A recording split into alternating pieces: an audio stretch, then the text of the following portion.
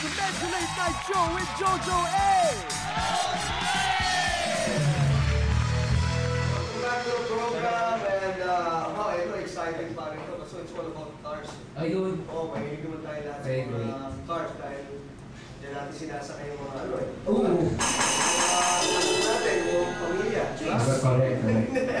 Anyway, our guest will have the 27th annual All Volkswagen Classic and Custom Car Show at the Quezon City Hall grounds, Elliptical Circle, and this is courtesy of our friends from Volkswagen Club of the Philippines. Sila yung one of the pioneer and premier groups na talagang maaasahan ko hindi lang sa samahan na sa organization, no, na nagpapakita ng kanilang mga kagandahan sa sasakyan, pero pati yung mga parts reliability among themselves at yung mga sila mismo may kailangan ka, no? Meron ka sasakyan, folks, nahirapan ka, punta ka sa kanila, tutulungan ka nilang magbuo, maayos ka lang. Parang it's an exciting group na matagal gusto sumali. Pinakaunang kotse ng tatay ko, sir. Oo, parang may kombi kami nung araw eh. Pasok na natin sila para hindi na tumagal. Ladies and gentlemen, our friends from the Volkswagen Club of the Philippines, courtesy of our very good friend, Boy Bondo.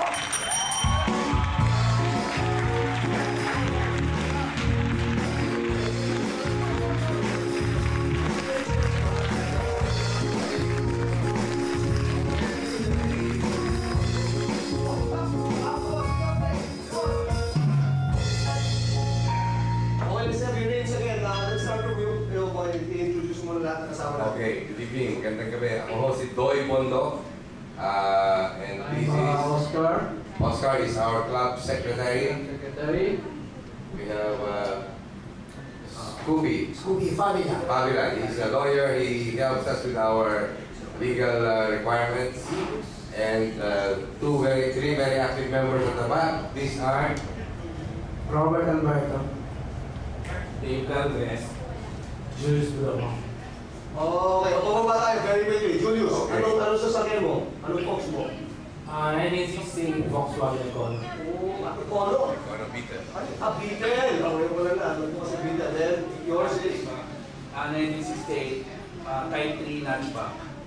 Anong nuts ba? Tradback, additional back. Yung naku yan, malalaman nyo lahat dyan, ha? Kaya ako kasi, sige. Volkswagen is ND74 team Kubelwagen. Kubelwagen. Ano yun? Courier wagon. Okay. Parang it is the military type. The military type issue of the Volkswagen during the Second World War. Tony, sorry, 72, 1302S Beetle. Ayan, marami akong nakikita nyo. Pero hindi yun talaga. Kasi yung palis sa pinaka-people's club noon na lumabas. Ano ba yun? It's a 1600. 1600. Okay. Yan yung may aircon na. Correct? Okay. And Tony, sa'yo? Ako ay 1951. Mukhang kotse mo parang Hindi pa ako tao nun. 1100 with a semaphore. Run. Okay. Signalize na gumagal. Ganon?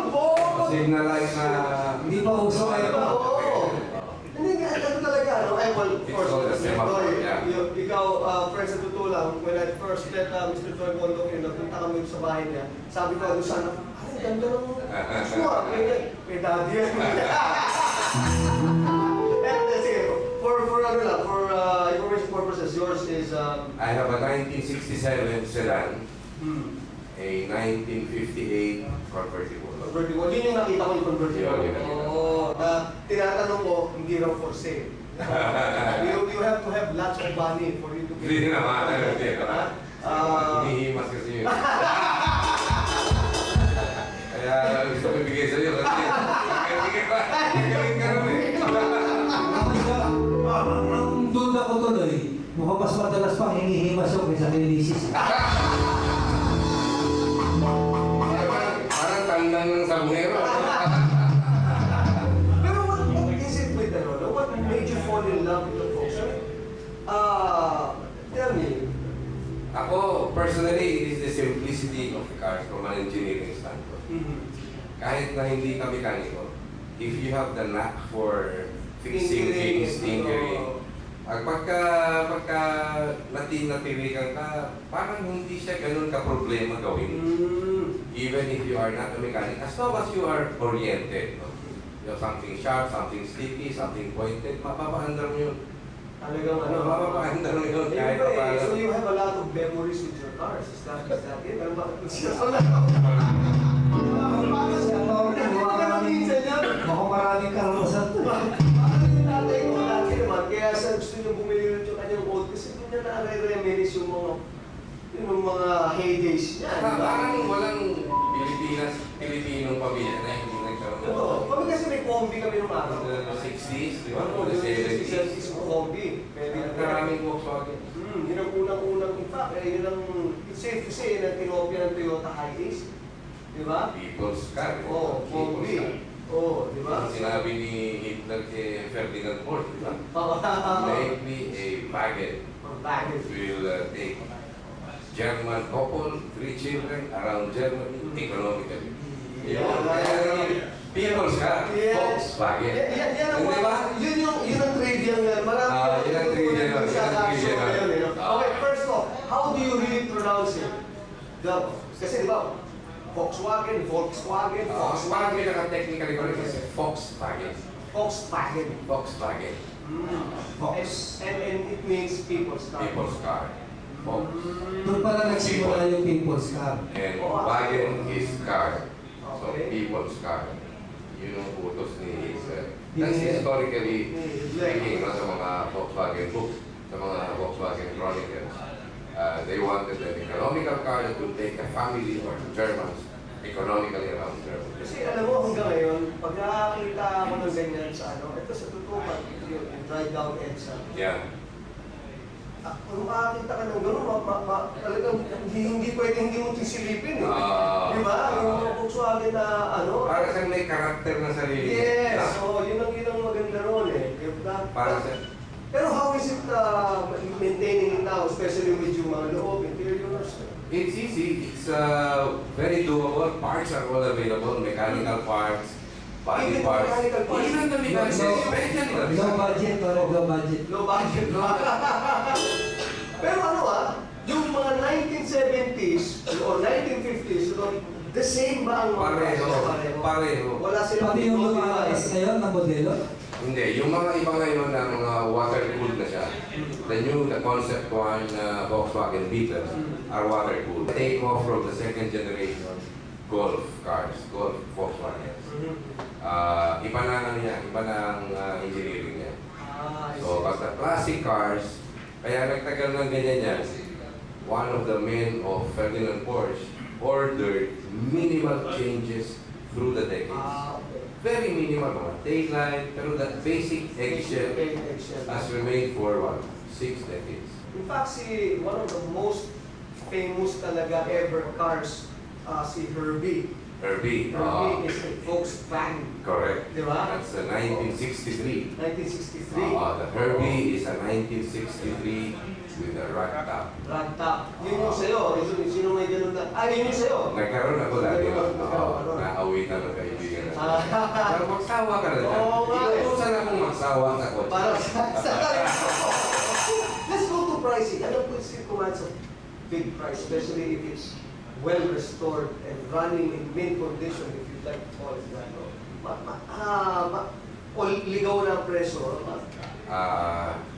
Kung tutuusin, pag tinanong ka, partner, gusto ko bumili ng Volkswagen, magkano ba budget ko? Alam mo, ang tanong namin is another question. Anong gusto mo yung gagawin mo ba? Yung medyo halfway through gawa na, o yung tapos na, gagamitin mo na lang? Ayun ang mahal, yung tapos na Yung tapos na. It will justify a sum. I see. Pero kasi pag natapos mo na dahan-dahan, reliable na siya. Reliable na siya. Everyday, kaya Everyday car. It's my everyday car. Yeah. And then you drive it every day. If you want to be looked at and noticed every day, that's the car for you. Exactly, di ba? Right. And I thank you guys for, still having them around on the road. Correct. Diba? It's something, it's a sign for them to see. The club was founded in 1985. A small group, and then it grew and it grew and it grew. Now we have 13 chapters all over the Philippines, from Isabela down to the northern Luzon provinces, to Metro Manila, which is the center, to Dumaguete, Iloilo, Batangas, Ilan? 800 in Manila and about 60 each average of the 13. Kasalan niya, no? Isang ikot, no? Puro sa EDSA, paikot, no? Bullmix traffic. Lugar, diba? Or sa, papuntang... Sa dami. Oo. Eh si Mr. Bondo ba, ilan ba ang portfolio mo ngayon? Bali, 3. Tatlo. Eh kung sa 600 ka, huwag may tigta tatlo. Di tayo isa kayo. Diba? Anyway, we'll just pause for a moment and get back. More of our very good friends from the Volkswagen of the Philippines and their upcoming event, entitled 27th Annual Volkswagen Classic and Custom Car Show. So, listen to